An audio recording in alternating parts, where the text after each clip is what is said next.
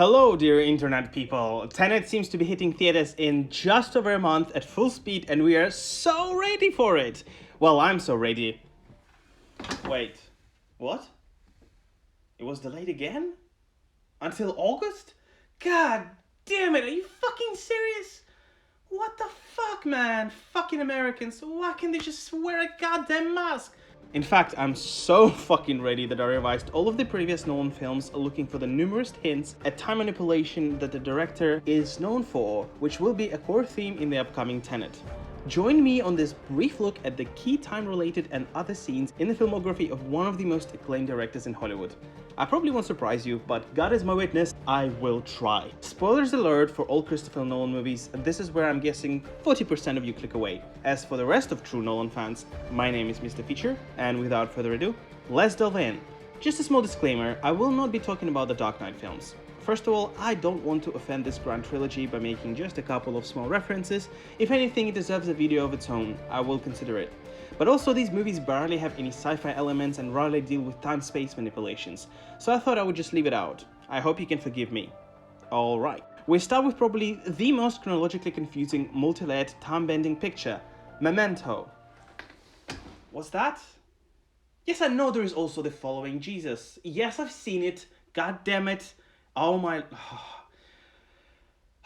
They're barely anything to do with Tenet though. Well, I don't care. Make your own goddamn video then. Jesus Christ. Can you just let me do this one, okay? Memento's most unique feature is its twofold storytelling. The story of our main protagonist is being conveyed on screen both forwards and backwards, with the ending of the film showing us the middle of Leonard's story. Though on paper this sounds awfully perplexing, somehow Nolan turned this into one hell of a unique, beautiful, engaging and thrilling ride. The manipulation of time and storytelling will no doubt be used as a technique in Tenet, though maybe not exactly the same way. We can, however, expect for some future events to be shown in the first part of the film, much like the end of Tenet could lead us to the beginning of the John David Washington story.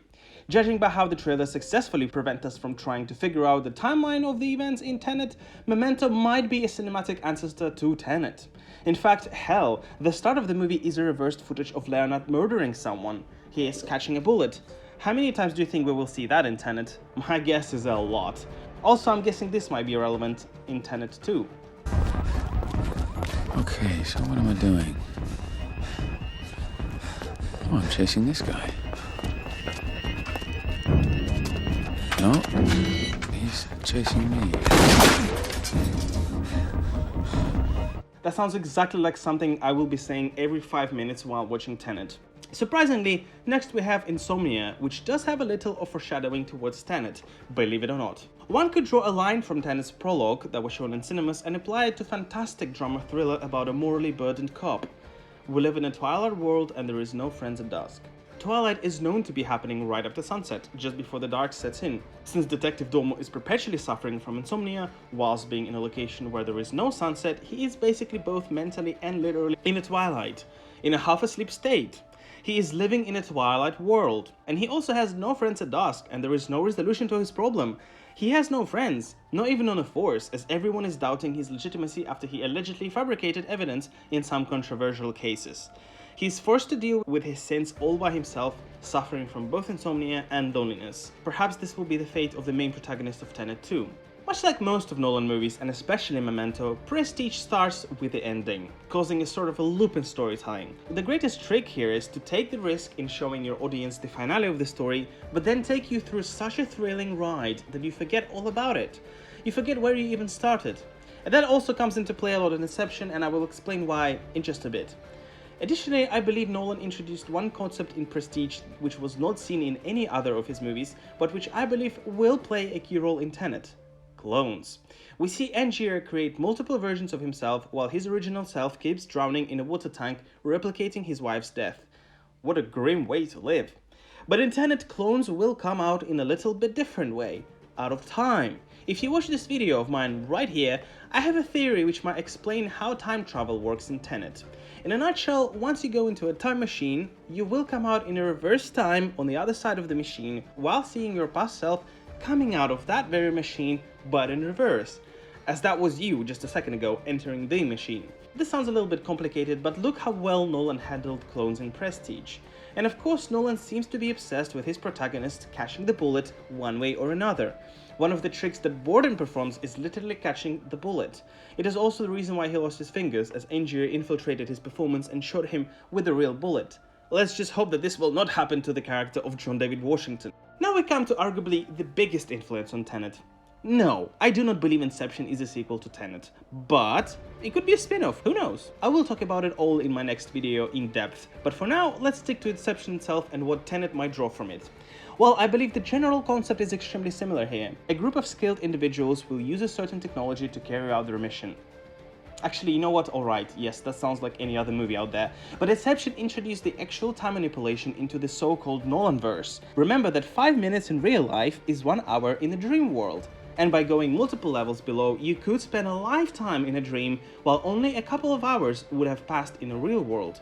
This of course will be shown in Tenet more or less. Characters go back in time, spend hours in a reversed world, only to come out in a real world even earlier.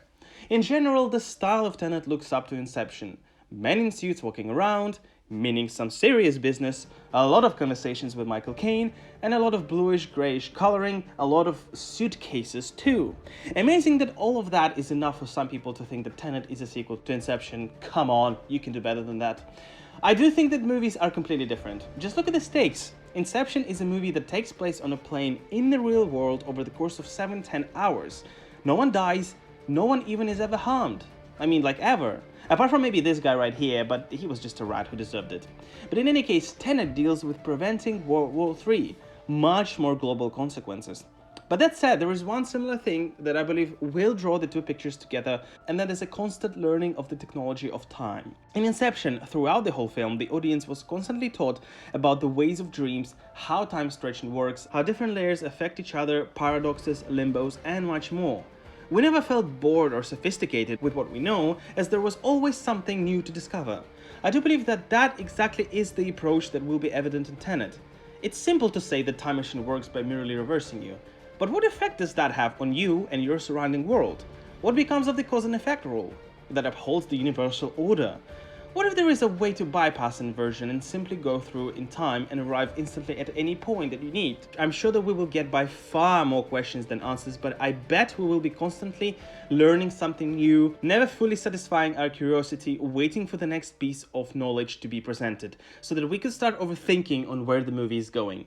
But I believe that that's about as far as Inception goes in terms of parenting the upcoming Tenet. Also, remember what I said about the Prestige? The story becomes so good that you forget where you started. That's exactly what Cobb says to Ariander when explaining how sleep works. I bet we will have a play on this concept at Tenet, mark my words. If any of the movies before were using time to boost the plot, Interstellar is using its plot to boost the time. Literally, the movie is all about time. The word time is probably said more times than the word fuck in Departed. And trust me, it was said like a lot of times. Maybe. Maybe not. Maybe fuck yourself. I mean, just look at the use of black hole in the movie. It literally stretched time, and one of the approximate planets to it where 1 hour would be 7 years on Earth. But I doubt that we would see such drastic time dilations in Tenet. What we could see, however, is the concept of time loop that was presented in Interstellar. So Cooper received coordinates via dust patterns at home, which took him to NASA, which made the mission to save humanity possible. The end game of the mission was Cooper being trapped in a multidimensional portal where he was able to get the coordinates and transmit them back to his past self via the dust patterns. Which event happened first? Where is the origin of the cause and effect?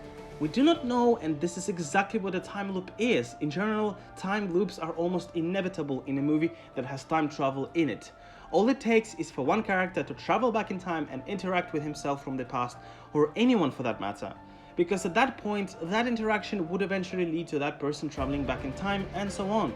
This brings out a lot of questions about free will and determinism, and all of that sounds exactly like something that would be at the very center of Tenet's plot. In fact, I have a theory that World War III will inevitably happen, and the character of Posey knows this, and the mission of John David Washington would be to find a way to break a time loop that causes World War III. Seems like an impossible task, I know, but that is exactly what Nolan is after in his films. We also see characters interact with each other in different ages relative to each other. Cooper meets his daughter, who is at least twice his age at the end of the movie. Both Cooper and Brand meet Romilly, who is now 27 years older than them, and so on.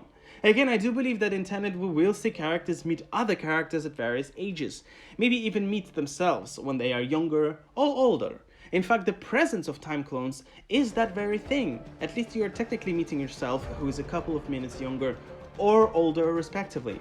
And that of course again will be a precedent for some fun causation loopholes.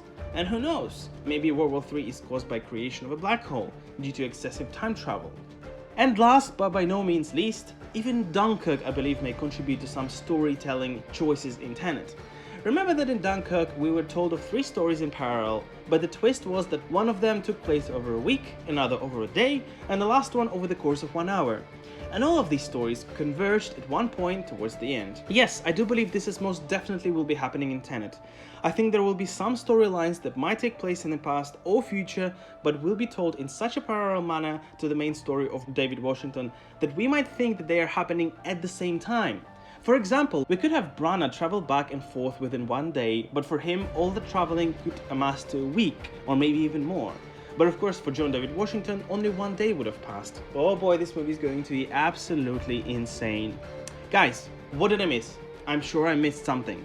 Make sure to let me know down below in the comments. I might make another video like this in case you guys present me with a lot of examples. Do you think anything of what I spoke about will happen in Tenet?